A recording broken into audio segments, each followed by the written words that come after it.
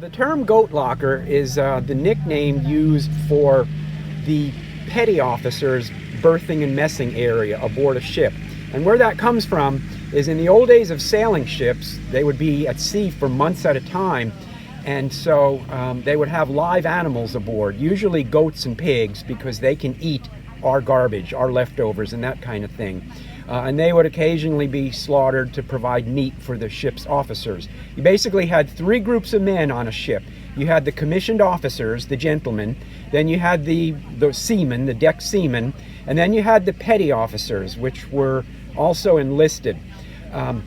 The officers, being gentlemen, they didn't take care, they didn't feed animals, they didn't clean up their poop or anything like that. And the seamen were not trustworthy. The petty officers were the most trustworthy enlisted men on the ship. So the animals were kept in their berthing and messing area or next to it, near it, so they could keep an eye on and take care of the animals.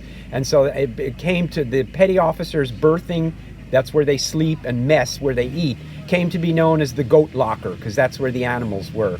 And to this day, the chief's berthing and messing area aboard Navy ships is still referred to as the goat locker. The weapons and tools that sailors would use, these are some of the edged weapons that were only in the Navy, and these are some of the woodworking tools and canvas tools that sailors used. This is a fid used for working on rope. A sailor could be armed like soldiers with the musket or with a pistol and cutlass.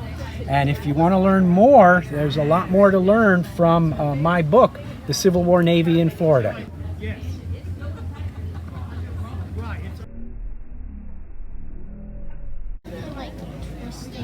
This is called a caulking hammer, and it was also used by the carpenters.